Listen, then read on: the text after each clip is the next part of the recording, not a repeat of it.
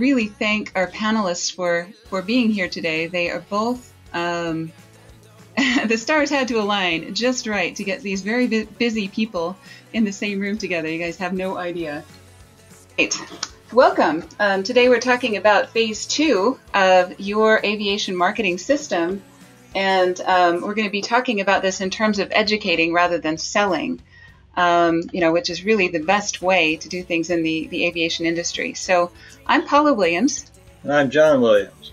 And we are ABCI, and ABCI's mission is to help all you folks out there sell more goods and services in the aviation industry. Exactly. So thank you very much for joining us. Please do enter any questions that you have in the chat window. We will be watching for those, and we'll be moderating those as we go through. And also, just put aside your cell phone because, like I said, it's very seldom that we actually get to talk to people who are so educated in actually using marketing procedures in a way that works in the real world. So we're really happy to have Brad Harris. Brad is the founder and president of Dallas Jet International. He's also the chairman of NARA. That's the National Aviation Resale Association? Retail. Resale or resale? Actually, it's the National Aircraft Resale Association. Aircraft Resale Association, I apologize. So, Brad, we're really glad to have you with us today, and I know you have a lot of experience with educating customers. That is correct, and thank you very much, Paul and John, for having me on as a panelist. I'm glad to be here and hope to share some insight. Fantastic. And we also have David Santo, who is the founder of Aerostar Training Services, and also a captain with a major airline. And Dave, we're really glad to have you here with us as well. Thank you, Paula. It's great to be here. Right. Now, full disclosure, both of these gentlemen have been clients of ABCI for a really long time, and we have learned more from them than probably any two individuals on the planet. As far as, the way that we do business, they've really affected us and, have really been kind of mentors to us as well. So we really are glad to have them both here, and they're both incredibly busy. All right, so this month, it's February. In January, we talked about phase 1, advertising and prospecting. In February, we're talking about phase 2, which is the building credibility and closing sales. Now, in the aviation industry, we have what we call long sales cycles. So we have kind of what we call a holding pattern, where people maybe are interested in making a purchase but can't for whatever reason. And that's why it makes educating customers so important. And so we're going to talk about a couple of the things that are in phase 1, but most of what's in phase 2 today. In phase 1, we've got, downloading an ebook, we've got information packages, and we've also got in phase 2 a bunch of different things that we can use this information for, like emails, broadcast emails that go out on a regular basis. And we've got social media, which needs new content all the time, so that it stays relevant and meaty and isn't just fluffy, like our page, and that continual fluff that you sometimes see on social media. So we really want to put good materials in all of these boxes, and kind of the building block for those materials is good content. So the first piece of content I wanted to talk about as an example are eBooks. And Dallas Jet has an ebook that's been out for almost 4 years. We've had one revision of it, but it's had hundreds of downloads. And in that ebook, there are a lot of things that people should know to improve their experience as an aircraft buyer. And Brad, I know when we started talking about an ebook, you really wanted to make this an education piece so that it would improve people's experience with buying an airplane. That is correct, yes. Right. Do you want to talk a little bit about the thought process that went into this? Well, the thought process basically is in for the audience, we're in the aircraft buying, selling, brokering, leasing, insuring, managing business, if you will, and this ebook talks about the anatomy of an aircraft sale.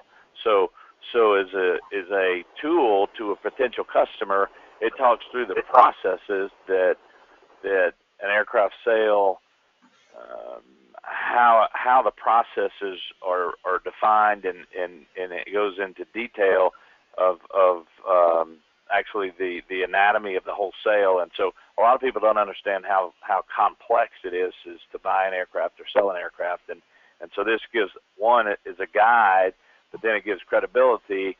So someone downloads it and sees it credible, then they call you as a result of your now credibility, and you get a sale. And so that it's been very helpful for us to where we'll have customers that'll call in and question us of, who are you and how do you market, how do you sell, how do you buy, what are the processes, and I can say, well, go to the website and download the anatomy of an aircraft sale and take and look through that, and then that starts the dialogue, but it adds credibility, and it also says you know what you're doing, and it's a tool that's out on the web that will allow potential customers to, through search engine optimization and so forth, to get it, and then once they read it, then they want to call and hire you, and it's been a great tool.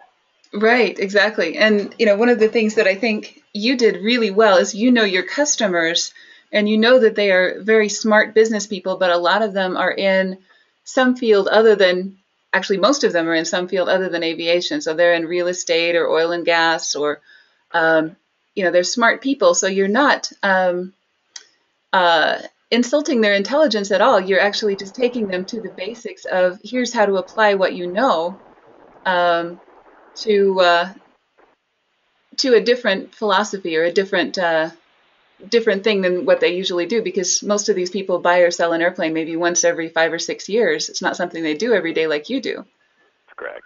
And then another interesting topic that should be discussed, I believe, is when Paul and I started talking about this ebook, we started then writing blogs, and the blogs were, in essence, many chapters to at the end, a book that we could potentially publish, or I could publish, but through the blogs of the anatomy of an aircraft sale, and escrow and title insurance and pre-buy inspections and contracts and letters of intent. All of those are different blogs that actually come into the whole sale, and then through the blog content, we have thought about publishing a hardback book that I could send to customers as well.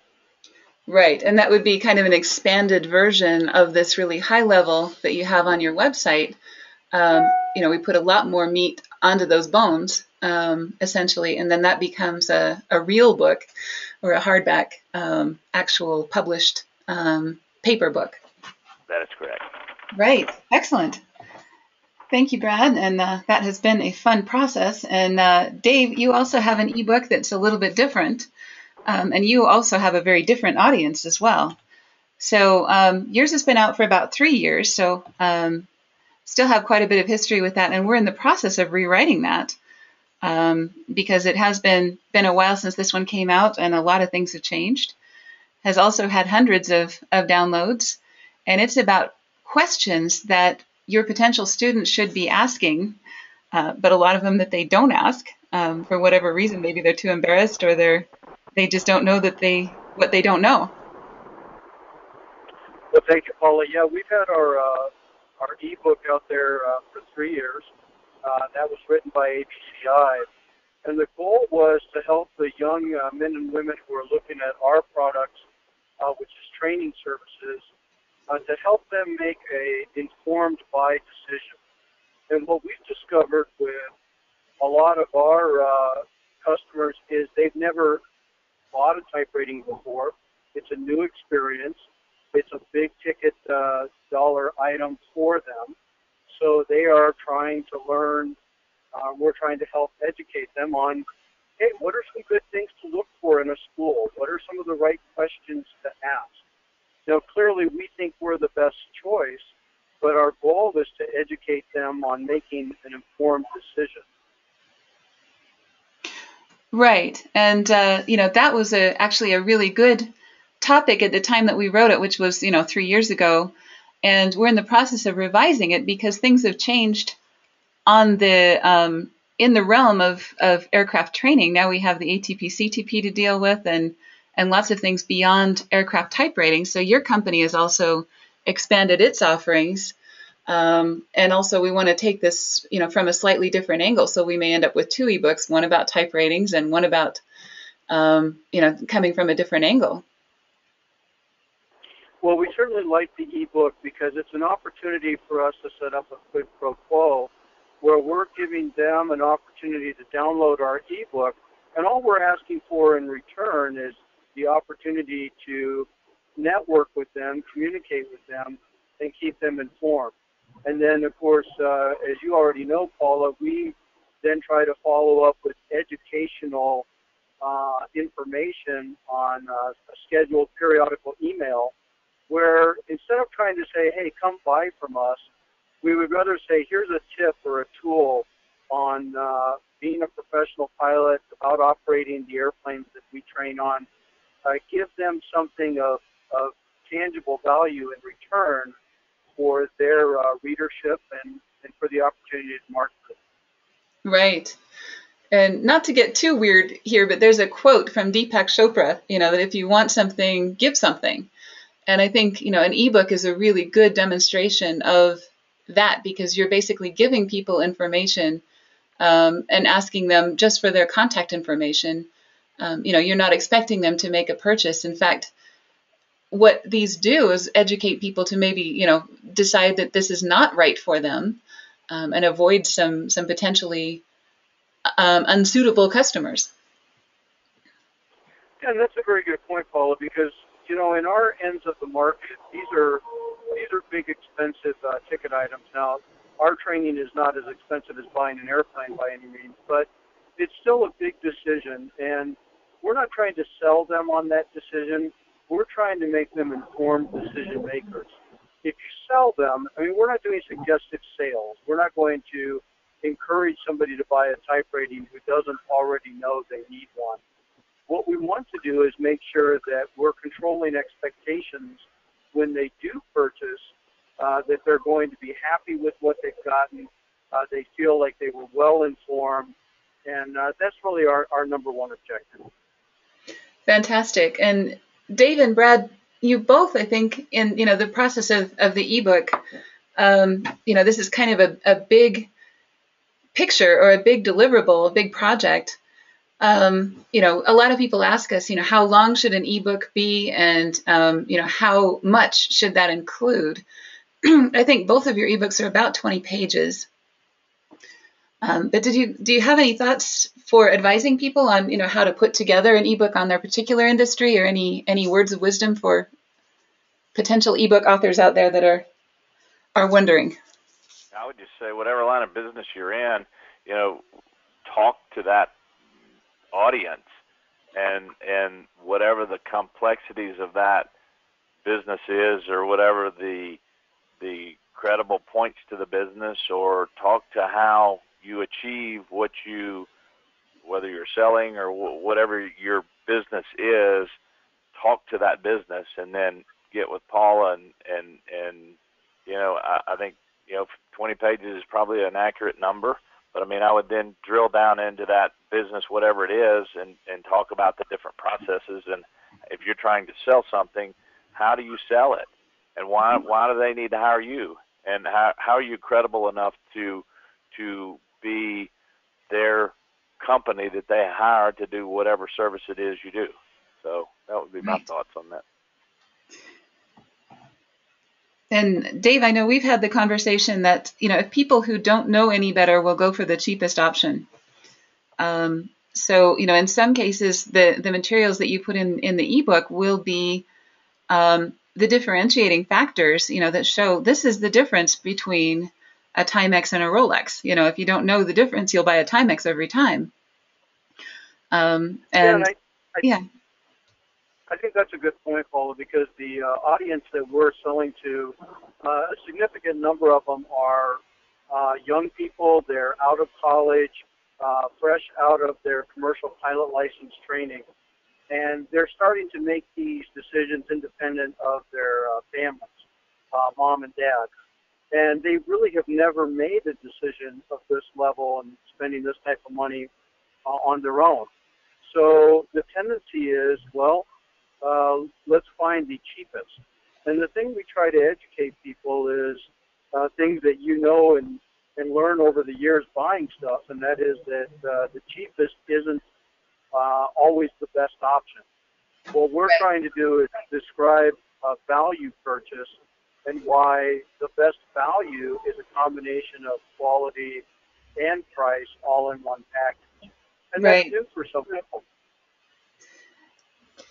That approach also applies to selling airplanes from Brad's perspective, I'm quite sure, based on what I've read about his processes and procedures. Although Brad's customers are significantly usually older and more sophisticated and a little more educated, he's starting from a very different place.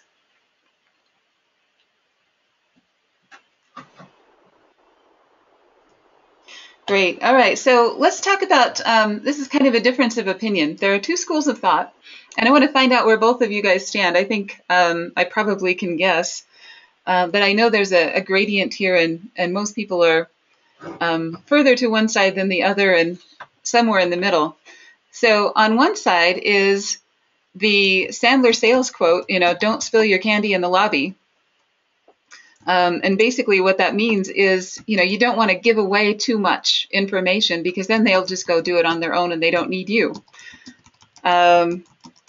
The other thought is a more educated population is better for everyone, including me. So, we've got kind of the blue side is the, don't spill your candy in the lobby, and the red side is a more educated population is better for everyone. Which of those statements are you more likely to agree with, and why? I Brad, think, Paula, yeah. from my perspective, we've leaned towards the Sandler sales, but I do believe it's balanced. I really want to give the opportunity for the customer to tell us what they want, what their expectations are, and let them do the talking. And by the way, one of the things that we loved about our initial engagement and our continued engagements with ABCI is you asked a lot of questions like a doctor who's, examining the patient.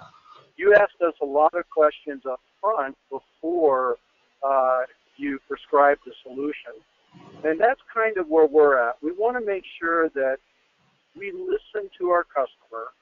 We still want to educate them, but we like to give them the benefit of doing the brain dump, spilling their candy in the lobby on us. And then we are better suited to answer their questions and understand their perspective. Right. I agree. Okay.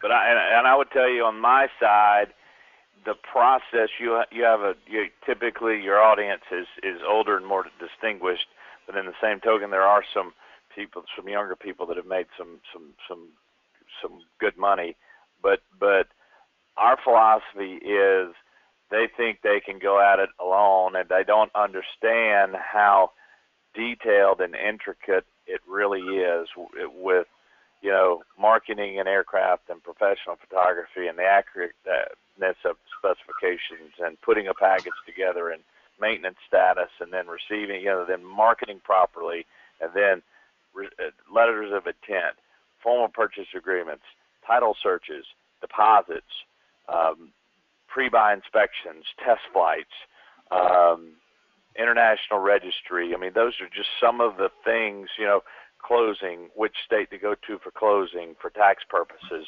and evidencing that by buying fuel and delivery receipts and escrow and insurance. I mean, it's not going to a car lot and buying a car. So from an education standpoint, you have to the people that have been in the business and have been through the process understand, and you really don't have to sell yourself because they know what you're worth and what you've done. It's the guy that's made a lot of money, has chartered, has had a fractional share of an airplane, and wants to buy his whole airplane, and now he thinks that he can just go call people, and he doesn't understand the processes that go behind and how detailed they are. And so therefore he gets to a broker that doesn't represent him well, and he pays $2 million more than he should have, and the broker makes that in the middle. And you have to be, so it comes down to honesty and integrity and having fiduciary responsibility. So from an education standpoint, that guy calls me, I have to tell that guy and educate him on the process of buying an airplane or the process of selling an airplane, and why he hires me and pays me a fee and to exclusively represent him to buy or sell that airplane. And that means I have a fiduciary responsibility to watch over his pocketbook, to make sure he's not cheated, to get him the most amount of money I can for the airplane, or buy an airplane for the least amount of money. So you have to educate that guy or company or whoever it is about the processes before he'll hire you. Right, because your least sophisticated customers probably don't know what they don't know, and they think they can do it themselves because they bought and sold businesses or property or cars or whatever, just to kind of summarize. But so, a lot of the materials that we've created for you are to let them know what they don't know so that they know the right questions to ask. That's exactly right. Right, absolutely.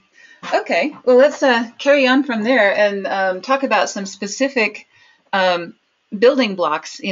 You may not want to write an ebook right out of the gate.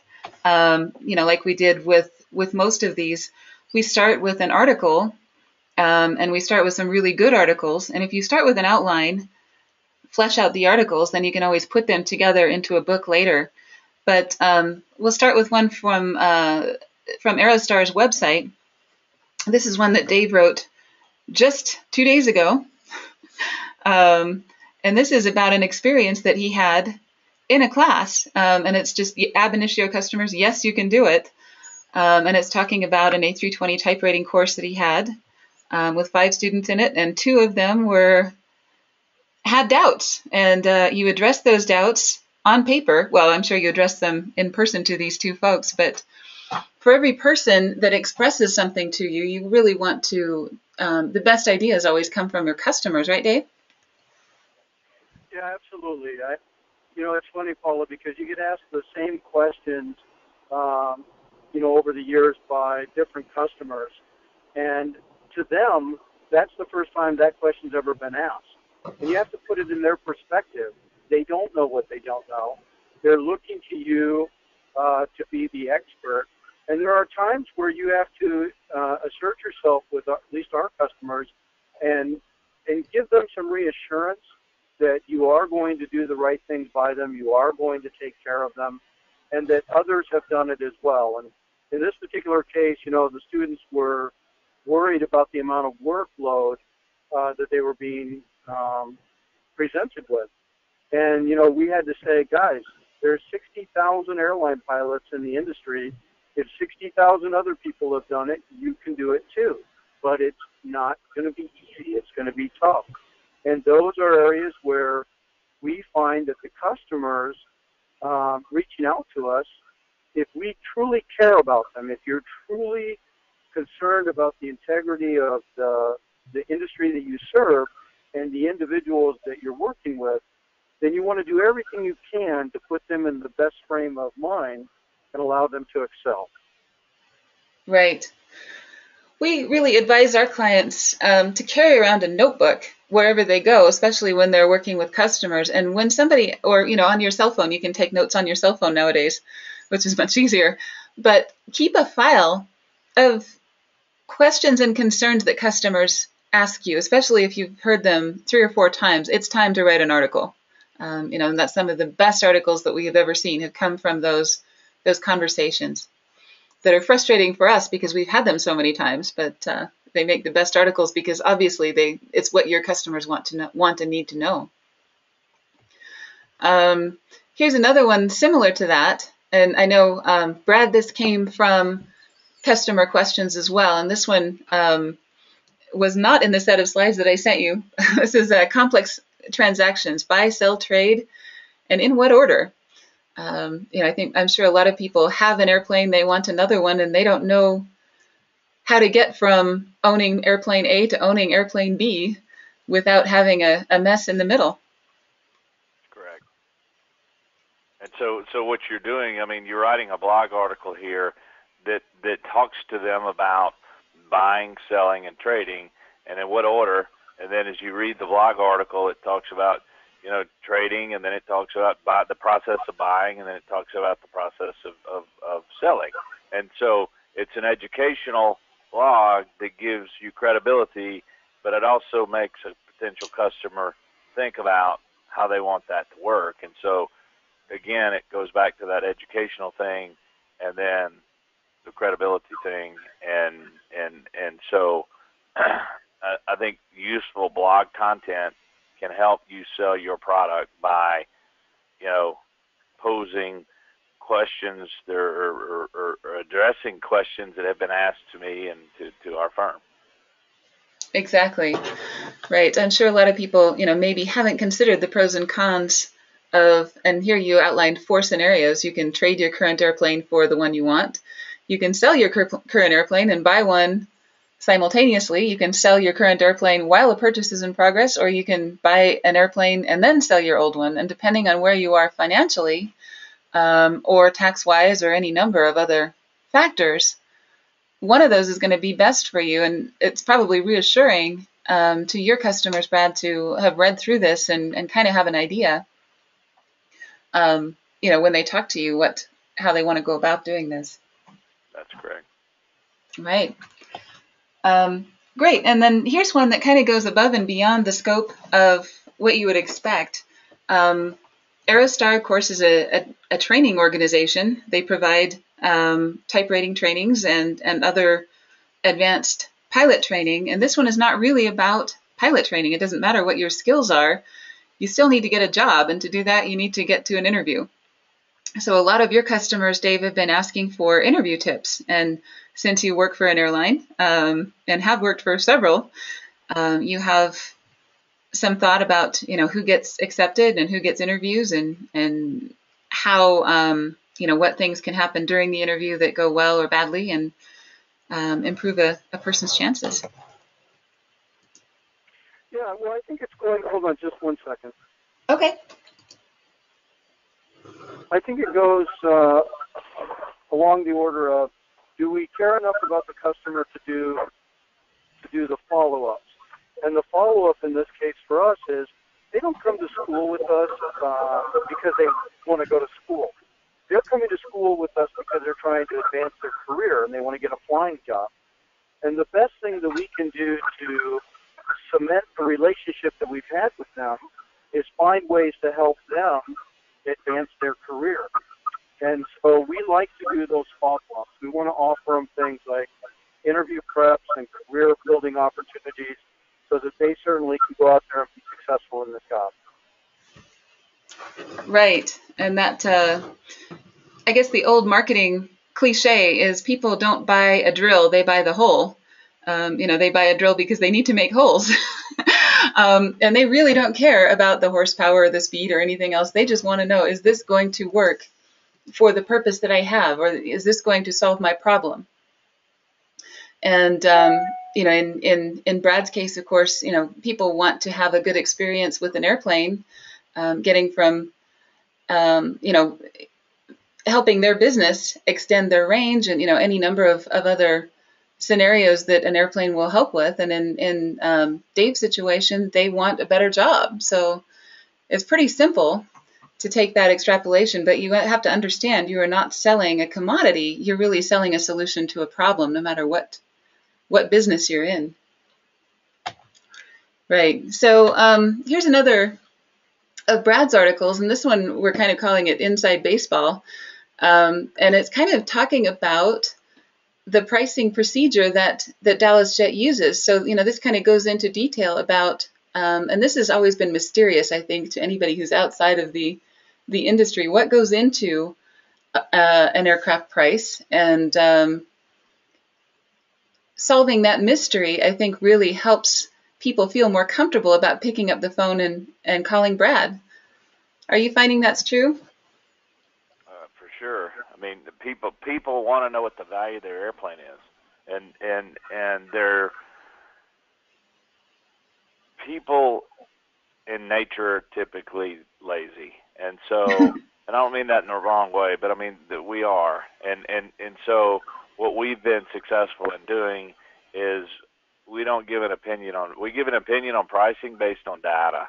And so we go and we go back 12 months and look at what has sold in that market in that particular aircraft in the last 12 months. And so we look at year model, we look at total time, we look at all the different aspects of the airplane and what it sold for. And then we look at what everything is out on the market, and we make a report of this. And then we take the airplane. If we're going to sell it, we're going to take the airplane and we're going to stack it up against what's in the market currently for sale, what they're asking, and what we think their take price is. And then we're going to look at what's sold in the last 12 months, but particularly in the last 3 to 6 months. And then it becomes very tangible, and it's black and white. And you say to the customer, your airplane's worth, $30 million, and we're going to price it at $2,995,000, and you can expect $30 million, and here's the data behind it. And so, but it's again educating your customer on how you price their airplane. And a lot of people, there are other brokers out there that will say, oh, your airplane's worth $35 million, and just to get the listing. And then 6 months later, it hadn't sold, and now they're lowering the price, where I'll typically tell our potential customers, look, I'm not going to fluff the numbers. The numbers are the numbers, and I will validate the numbers. And at that point in time, you can hire me or not hire me, but here's what I think your airplane's worth. And here's a proposal of how we go about doing this. But again, the blog article, as you call it, Inside Baseball, I mean, it's educating a distinctive customer about how we as an individual firm price aircraft, and what our culture, and not the culture, but what our firm does, where other firms are different. They don't do them the way we do it, and they don't have the data that we have. And we have researchers that call every day on transactions that give real data that's very valuable, and that's the reason we charge what we charge. Right. And I think, for a lot of customers, and I'm the same way. I'm a lazy customer in some ways for some products and things. I don't necessarily need to know the details of the process. I just want to be reassured that you have a process. Right. And that it's an objective, thorough process. So, I might just skim through this article and go, okay, they know what they're doing. These people, option A, they have a detailed written out procedure and they tell us how they do it. Option B, it's a black box where they perform some kind of black magic that you can't see and set a price for the airplane. I'm going with option A because I like to know the details, or at least I like to know that they're being transparent with the way that they're doing business. And I have to say that I review a lot of the stuff that goes out of here for our clients, and I know and I have read in depth most of the stuff that she's put out for you, Brad, and a lot of times I'll read that stuff and get carried away reading it and say, wow, that's nice to know, because there's going to be a time when I need to know that. And then I have to go reread it again, of course, to edit. But we forgot you're supposed to be editing. Right, exactly. And, but I think solving those mysteries, if you're wondering, what about my company can I write about, that will be interesting to customers? What are the big black boxes? What are the things that they don't know? And can you give away a little bit of inside baseball without giving away the farm? Obviously every company has its trade secrets, but a lot of that doesn't need to be secret. They're not going to go out and do this themselves. In fact, the more we tell them, the less likely they are to go out and do this themselves, because it's really, really hard. And Right. People are are lazy. They'd really rather have the problem solved for them if at all possible. And that's what you're looking for, is that wow. When Mm-hmm. if you can get that out of a large percentage of the folks that read it, you've done well. Right. Here's another article from Dave's company, from Aerostar, and this is actually kind of a sample of a product in a sense. There's a virtual flight deck that Aerostar uses where they perform a task in the simulator, and then they have a little USB stick that they can take back to their computer and replay that whole scenario again. And I think that's a really good selling point for their education process, because the parts that you have trouble with, you can go work on without paying for simulator time over and over and over again. And what this article is just a little clip of that process that is actually kind of a sample of a product. And Dave, I know. Yeah, go ahead. I think trying to put them in the classroom before they get to the classroom has been very helpful to us. And that's, again, framing and educating the customer on expectations. What are you going to get? What are we going to be providing you? How does that compare to what you're going to get elsewhere?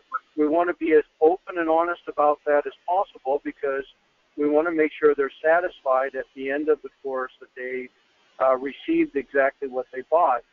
And I think the other benefit that an ebook does for us is it also helps to maybe eliminate those customers who are not really good prospects for us.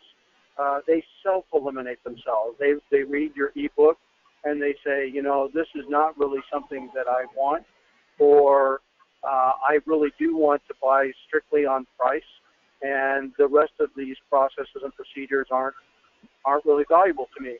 I would rather know that up front, because I do not want to, and I hate to say it this way, but I don't want to waste valuable time on a client who is really not going to be somebody who believes in the same processes and procedures that we believe in. If they're strictly shopping on price, I'd rather help them to find that low-cost provider quickly and move on to the customers that I think I can serve better. Exactly. Well, in this particular article, it's the A320 approach in it's the video clip from the simulator, I think. Or from the virtual flight deck, which, is basically, if people can watch this and go, okay, I understand what's going on, then they go, okay, I'm going to be able to process this course material. This is something I understand. This is something I can get into. And they'll feel a lot more comfortable signing up, since they've seen the virtual flight deck. They've seen what the simulators look like. They've seen what the instructors look like, and they've actually even heard the instructor's voice on some of these clips. So, I think that really is reassuring to potential students. It's hard to paint the picture of what you're going to provide for them in a tagline or an elevator speech.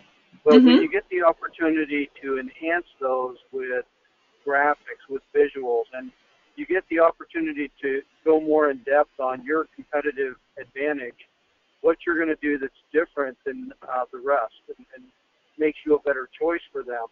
And that's ebooks, that's videos, that's different medias to really show them, to put them in the classroom before they get there. That'll sell itself every time. Right. The next set of slides are all success stories. And I think this is probably the most effective marketing materials that we can create, for no matter who the client is, or no matter who their audience is. If you can take a customer that is happy, or had a good experience, and, you solved a complicated problem and made something work for them in a great way, and you can write about that and show pictures, and in some cases name names, in some cases you can't name names, but the more detail you can give about how you actually solved a problem, that adds a huge amount of credibility. And also, people who have a similar situation will see, okay, so this is a creative way that they solved a problem for someone like me. They'll probably do something similar, to solve my problem. And this one actually is in the Dallas Jet blog, and this is called the Reincarnation of a Fleet Business Jet. And I thought this was a really interesting way of acquiring an airplane at a low cost that is perfectly customized for a customer that had a very specific need. Brad, do you want to add anything to that, or? Sure. Well, it's just you have different customers and you have different customers' needs, and I'll tell you that this particular customer wanted a Citation Excel, and so we went out and bought an Excel from NetJets in Europe, and it had higher time. But the way we agreed is they delivered with all fresh major inspections, 2 brand new overhauled motors, and a brand new interior and a brand new paint. And so the customer was able to get an aircraft at a reduced rate, and the customer was able to reinvent or have the paint and interior customized to his likings. He had no engine issues because they were freshly overhauled, and he had no maintenance issues because all the major maintenance was done, and it was done as part of the agreed selling price, which becomes a success story. And then you blog that, and somebody else says, "Wow, I didn't realize you could do that," or maybe they didn't think about it. But what happens is they read the blog and they go, "Wow, I want to do that," and so you get a call. And so it's part of telling the story of a successful transaction, a successful pre-buy inspection, a successful resolution to a dispute, whatever it may be, and so I think but then it also adds credibility that you've gone outside of the box and thought about doing this, and now you've done it for a customer, and the customer's very satisfied. Right.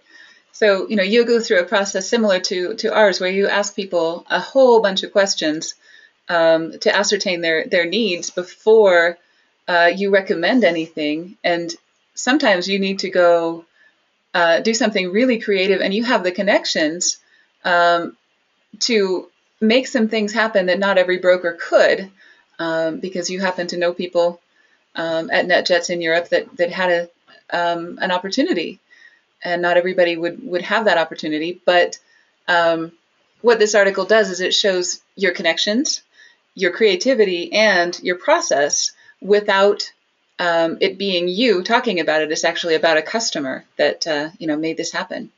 And your willingness to go above and beyond to make sure he gets what he wants. Right, absolutely. So I really like that article. I think that's a good one. And for anyone who's considering writing articles, if you can think of a customer that you went above and beyond for, or had to do something unusual to make things happen, that's a great way to do it. And Dave, you've got a success story. This one is First Officer Kenyon Jabor. We probably should do an update of this one. He's probably a captain by now. And I know Dave was having some technical issues, so I'll tell you a little bit about this. You can give statistics up one side and down the other about how many of your students obtain employment with different airlines and things like that, and we do, and those are good articles. But what is even better than that is telling the story with a picture and a face behind it, saying this is this person's experience.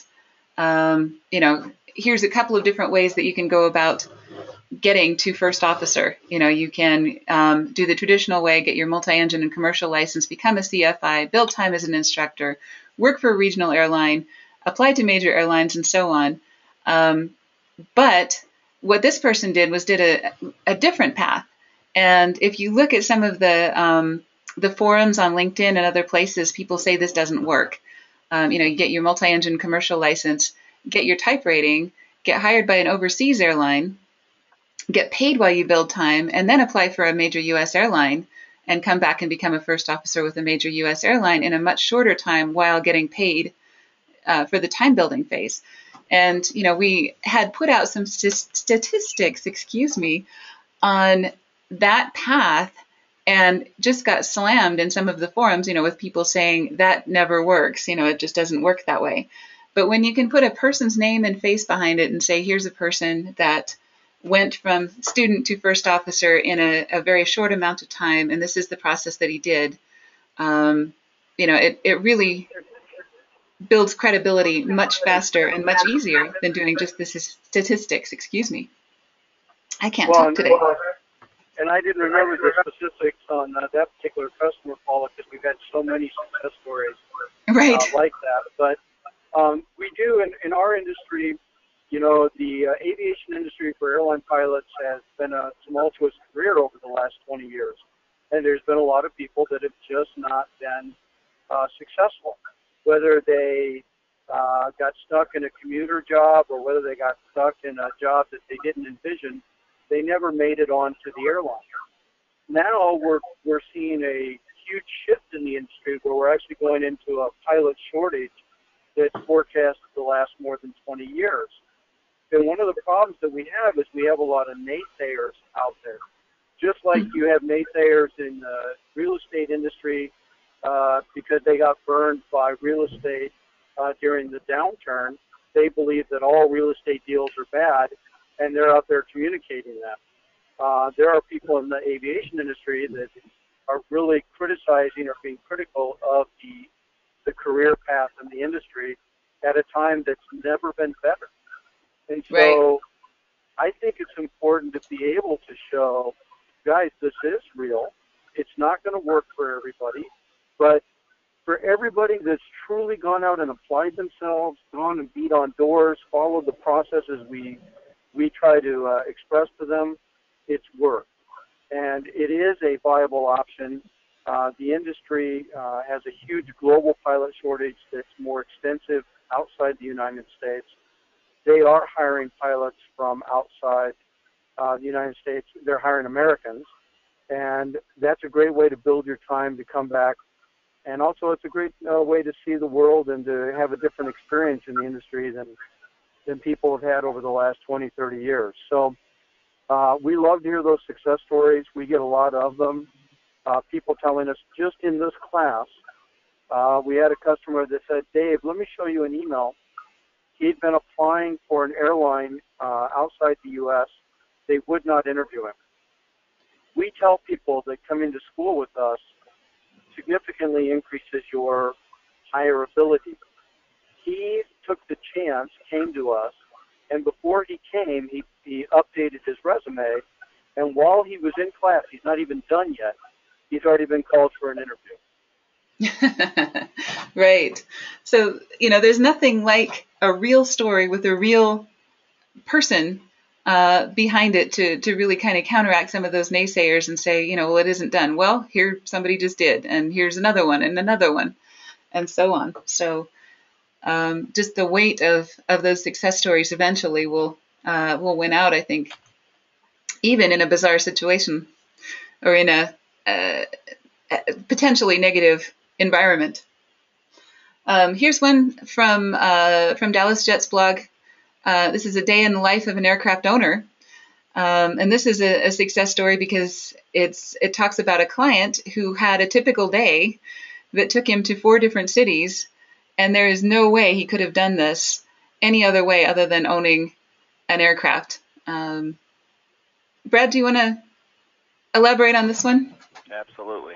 Well, it's another success story, but it tells a story to your potential customers about how the business aircraft can become a tool, and we talked through a trip, and we left Fort Worth, and they went to work on a site in North Dakota, and Williston, North Dakota, and then they had a meeting in Bismarck, and then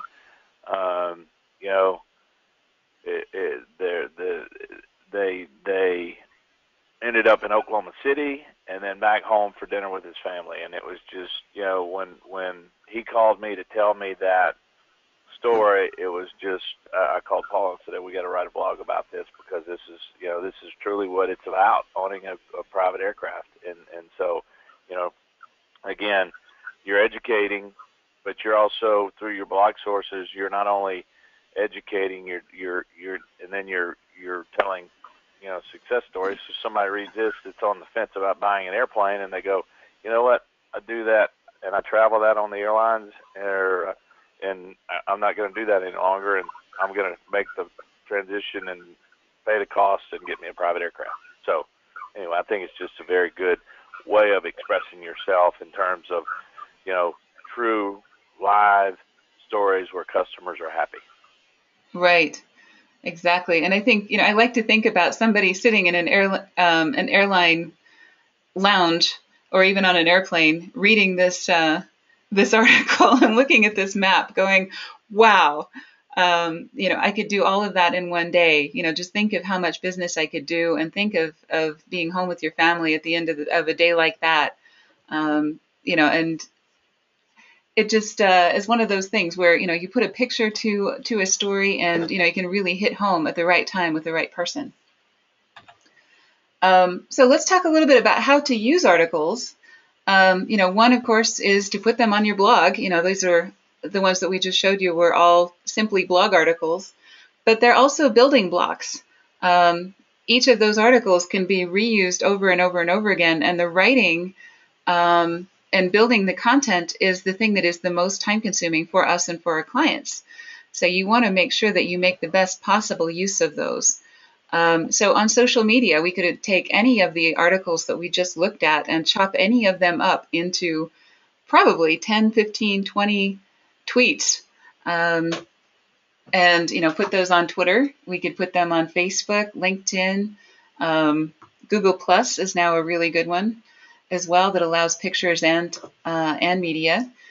So basically you're making I like to think of it as, you put a big piece of meat in a crock pot, and then you can eat for days, based on, making that into hors d'oeuvres, making it into dinner, making it into dinner 3 days from now. So, these are ways to reuse that content. Printed newsletters are really big with a lot of our clients. They have a lot more credibility with the ideal customer for some of our clients, and so they send a printed newsletter to their existing and past clients, and that really helps with referrals and resells. Email broadcasts or autoresponders, and we're actually going to talk about email broadcasts a little bit more in just a few minutes. Send via email or postal mail. This would be a specific, if you run across a new prospect that has a similar problem to something that you've solved in the past, send them a link to the article. And then Brad alluded to this earlier as far as compiling your articles into an ebook or a real printed on paper, sit on your shelf kind of book. So all of those things can happen.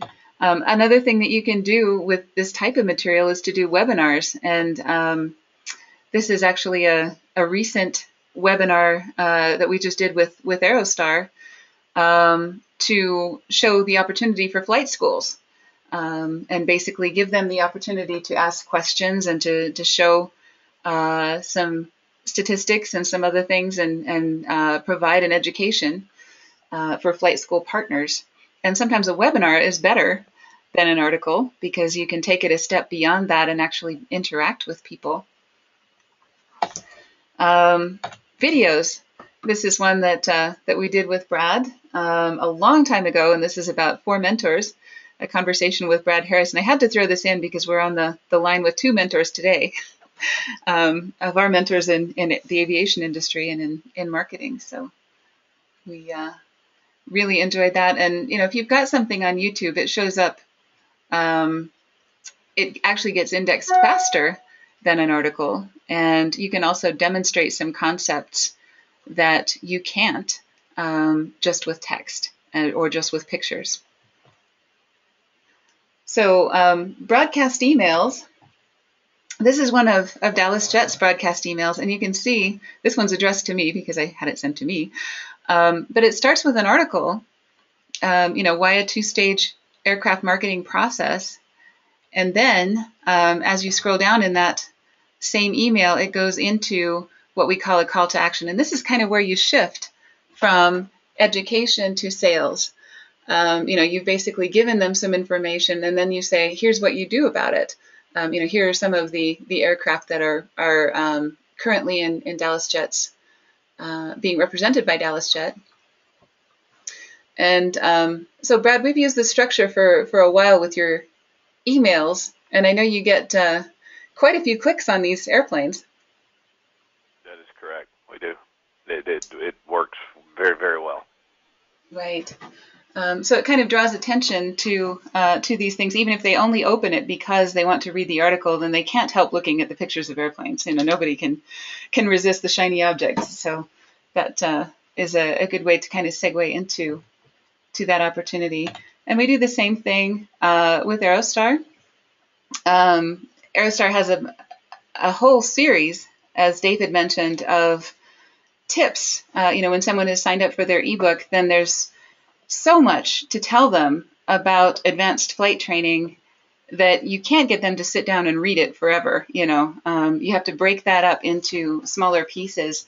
And while they're discussing this with their guidance counselors, their parents, their instructors, and other people, you're going to want to give them what we call a drip marketing campaign of bits and pieces of information.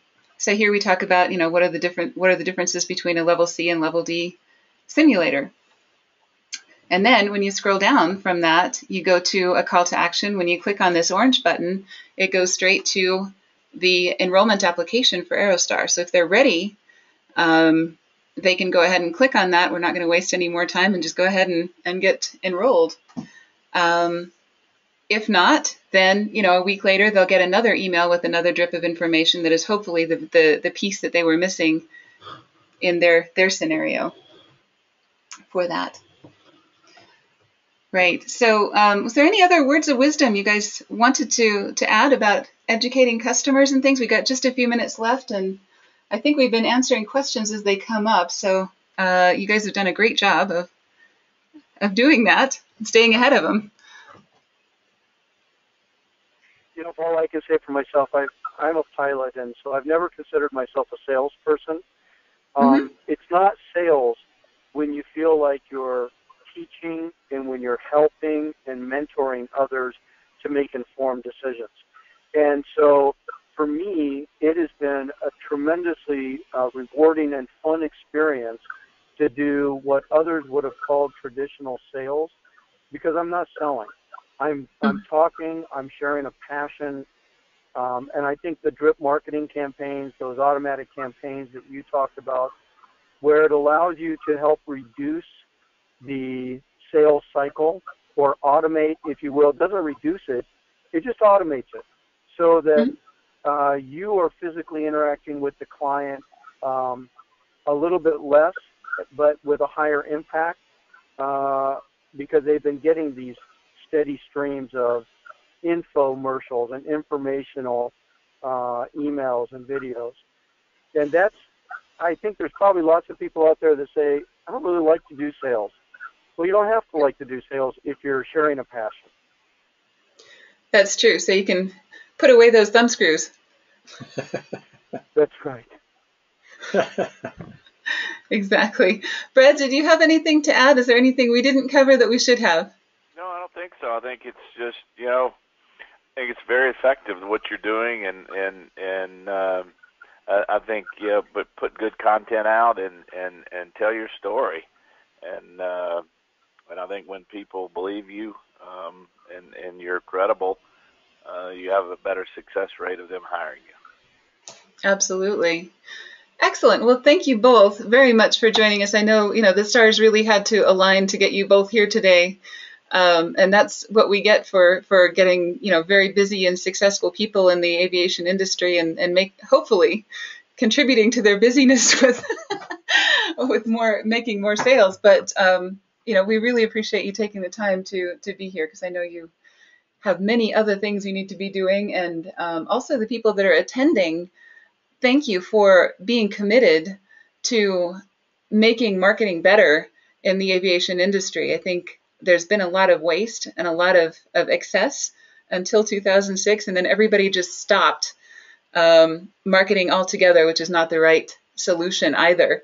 So next month we'll be talking about phase 3, which is resales, recaptures, and referrals, and we really do think that this is where the money is in the aviation industry, is in phase 3, in those repeat sales. So we'll look forward to that, and thank you again for joining us. And again, we'll be available for questions and other things on the blogs, and we'll be talking to you soon. Y'all guys have a good week. All right. Thanks, Paula. Thank you. Thank you, Paula.